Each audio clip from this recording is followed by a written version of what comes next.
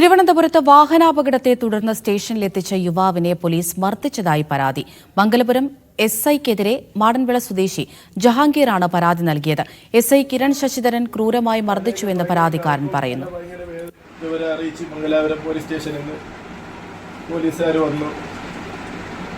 അവരെടുത്ത് കാറിൽ നേരെ സ്റ്റേഷനിലോട്ട് വരാൻ പറഞ്ഞു. 25-ാം തീയതി ഞാൻ ഒരു ഉച്ചയ്ക്ക് 12:30-ക്കും 1 മണിക്കും ഇടയ്ക്കാണ്. വിവരങ്ങൾ നൽകാനായി സഫാൻ കാളികാവ് ചേരുന്നുണ്ട്. സഫാൻ, ഇത് എപ്പോഴായിരുന്നു ഈ സംഭവം ഉണ്ടായത്? എന്താണ് ജഹാംഗീറിന്റെ പരാതി? അമൃത, കഴിഞ്ഞ 25-നാണ് ഇങ്ങനെ ഒരു വാഹനാപകടം നടക്കുന്നത്. ഇതിനെ തുടർന്ന് മംഗലപുരം സ്റ്റേഷനിൽ ജഹാംഗീറിനെ ഒത്തുതീർപ്പ് ചർച്ചയ്ക്കായി സ്റ്റേഷനിൽ എത്തിച്ച എസ്ഐ മർദ്ദിച്ചു എന്നാണ് പരാതി. മംഗലപുരം എസ്ഐ കിരൺ ശശിധരനെതിരെയാണ് ജഹാംഗീർ മനുഷ്യാവകാശ കമ്മീഷനും റൂറൽ എസ്പിക്കും പരാതി നൽകിയിരിക്കുന്നത്.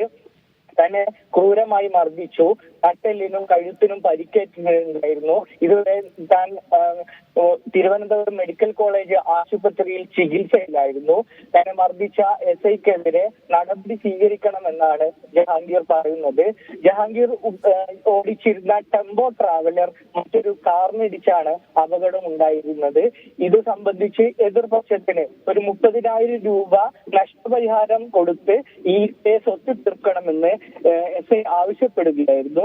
എന്നാൽ ജഹാംഗീർ ഇതിന് തയ്യാറായില്ല. ജഹാംഗീർ പറഞ്ഞത് ഇൻഷുറൻസ് ക്ലെയിം ചെയ്ത് ഈ പ്രശ്നം പരിഹരിക്കാമെന്ന രീതിയിലുള്ള നിലപാടെടുത്തപ്പോൾ എസ്ഐ ക്രൂരമായി മർദ്ദിച്ചു എന്നാണ്. വെള്ളാനി കൈതവളപ്പിൽ സ്വദേശി മണി, മകൾ രേഖ എന്നിവരെയാണ് മരിച്ച നിലയിൽ കണ്ടെത്തിയത്. ദുർഗന്ധം വന്നതിനെ തുടർന്ന് അയൽവാസികൾ വീട് പരിശോധിക്കുകയായിരുന്നു.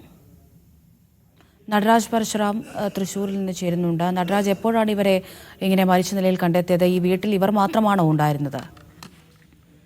ഇന്ന് വൈകിട്ടോടുകൂടിയാണ് ഇരുവരുടെയും മൃതദേഹം വീട്ടിൽ നിന്നും കണ്ടെത്തിയത്. ദുർഗന്ധം വമിച്ചതിനെ തുടർന്ന് നാട്ടുകാർ നടത്തിയ പരിശോധനയിലാണ് ഇത്തരത്തിൽ ഹാളിലും അടുക്കളയിലുമായി ഇത്തരത്തിൽ മൃതദേഹം കിടക്കുന്ന കാര്യം കണ്ടത്. ഇവർ ഉടൻ തന്നെ മരിച്ച മണിയുടെ മറ്റൊരു മകളെ വിവരമറിയിക്കുകയും അവർ വന്ന് വീട് തുറന്നതിന് ശേഷം ആണ് ഇക്കാര്യത്തിൽ ഒരു സ്ഥിരീകരണം ഉണ്ടായത്. 2 ഭാഗങ്ങളിലായിട്ടാണ്, 2 മുറികളിലായിട്ടാണ് മൃതദേഹങ്ങൾ കിടക്കുന്നത്. വീട്ടിലെ വസ്തുക്കളൊക്കെ തന്നെ വലിച്ചു വാരിയിട്ട നിലയിലൊക്കെ തന്നെയാണ്. അതുകൊണ്ട് തന്നെ എന്താണ് സംഭവിച്ചതെന്ന കാര്യത്തിൽ പോലീസ് കൂടുതൽ അന്വേഷണം നടത്തുന്നുണ്ട്. ഇവരുടെ ബന്ധുവായ ഒരാളെ ചുറ്റിപ്പറ്റി ഇപ്പോൾ അന്വേഷണം നടക്കുന്നതായി അറിയുന്നു.